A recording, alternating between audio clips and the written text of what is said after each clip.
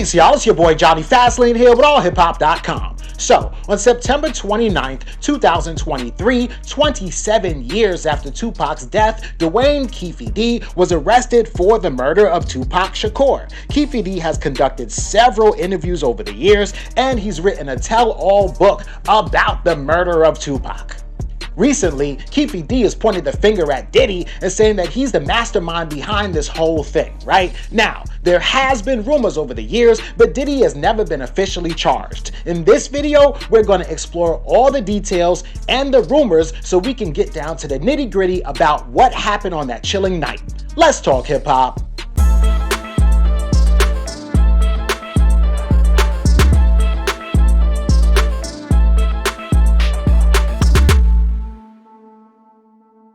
On September 7th, 1996, both Tupac Shakur and Suge Knight were shot after leaving a Mike Tyson fight in Las Vegas. But who did the shooting, why did the shooting happen, and who ordered the hit? To answer these questions, we have to go back to July of 1996. In July of 1996, Trayvon Lane, an affiliate of Death Row, was shopping at Lakewood Center Mall alone with his Death Row chain on. This was in California.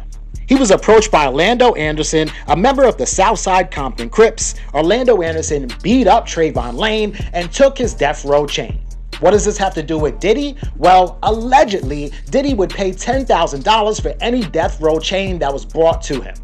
Just 2 months after the incident in Lakewood Center Mall, Trayvon Lane spotted Orlando Anderson by himself at the MGM Grand Casino in Las Vegas. But Trayvon wasn't alone this time. He was with Suge Knight, Tupac, and a few other members of Death Row. That's when he told him, yo, this is the dude right here that took my chain. When he told him that, Tupac, Suge Knight, and the other members of Death Row pounced on Orlando Anderson and gave him the beating of a lifetime. Now, Orlando Anderson's wounds were very superficial. It's not like he had to go to the hospital or anything like that, but the one thing that was hurt was his ego. So he gathered his people to get revenge because he could not believe that he just got beat up by some rapper. First, he went to Eric Von Zip to get some guns. And it's crazy because Eric Von Zip was in Las Vegas, even though he's from Harlem. Then he went and gathered 3 of his gang members from the Southside Compton Crips, and all 4 of them loaded up with guns and decided to literally go hunting on the Las Vegas Strip for Tupac and Suge Knight. So at this point, we've got Bubble Up, Big Dre, Orlando Anderson, and his uncle Keefe D. 4 people in a white Cadillac searching the Vegas Strip for the BMW that Tupac and Suge Knight were in. They finally spot Tupac's car when a fan yells Pac's name as they saw him at a stoplight. That's when the white Cadillac pulled up next to Tupac's BMW and opened fire. Tupac got shot 4 times: chest, arm, thigh, legs. Suge Knight was shot in the head, but he survived. Suge Knight was released from the hospital the following day, but Tupac succumbed to his wounds 6 days after being shot. Shortly after Tupac's death, a businessman back in New York by the name of Eric Von Zip Martin bragged about making $1 million. He said it was from the sale of his record label. Eric Von Zip, who passed away from cancer back in 2012, was a hustler, a dope boy, a gangster, a record label owner, an entrepreneur, and a legend from Harlem. Diddy actually looked up to him. Diddy would call him uncle.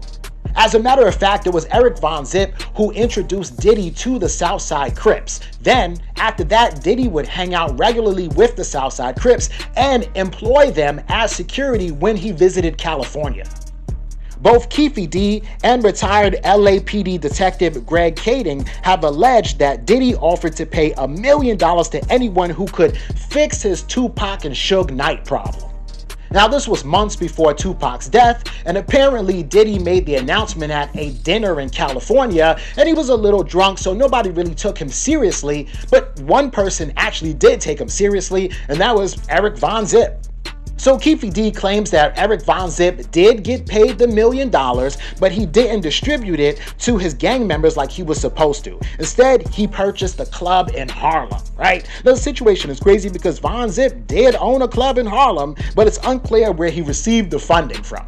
Now, by 2008, everyone who was involved in the death of Tupac was dead themselves, except for one person, and that was Keefe D.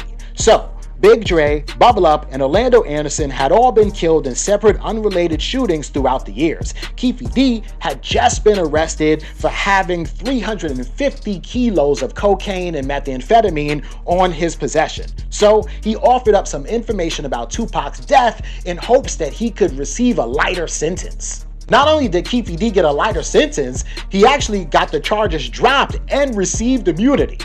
So here's where things get a little sketchy, right? Because it seems like Keefe D was only granted immunity for one day where he could sit down with investigators and tell them everything about the Tupac murder and that he won't be implicated, right? The only thing is that after he sat down with them that one day, he told them everything. He told them about Eric Von Zip. He told them about Diddy and the $1 million. He even told them that Foxy Brown was there when they got the guns from Von Zip in Las Vegas. It's crazy because the investigators, they did believe him based on the information that he told them, right? So they believed him so much that they actually told him to wear a wire, fly to New York, meet up with Eric Von Zip, and try to get him to admit or confess to a few things on wiretap, right? So Kefi D did that, but Eric Von Zip was kind of suspicious of Kefi D, so he didn't say anything too incriminating, right? Either way, since Kefi D held up his side of the bargain, they actually did in fact drop all of his drug charges and Kefi D was free to go. Now at this point, I'm not sure if Kefi D understood the terms of his immunity because it was only for one day during that one interview with prosecutors, right? So he decided that he was going to write a tell-all book. He felt like he had immunity, right? So in the book, he's talking about how he handed the gun to his nephew, Orlando Anderson. He's talking about everything. He even sat down with a bunch of YouTubers and gave interviews about what happened in the car when they shot Tupac.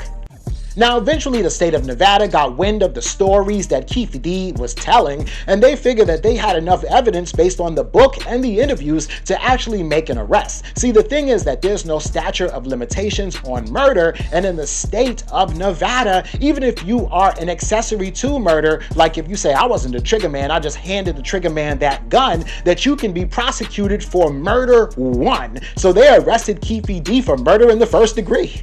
Now, did Diddy really give Eric Von Zip $1 million after Tupac was killed? I mean, the world may never know. That happened almost 30 years ago, and it's hard to track things like that, especially since Eric Von Zip is now deceased. But what we do know is that Diddy was around, that Diddy was using the Southside Crips as security, that somehow Eric Von Zip did get $1 million, and he was able to buy a club. Oh yeah, and then Tupac did get shot, right? So you tell me.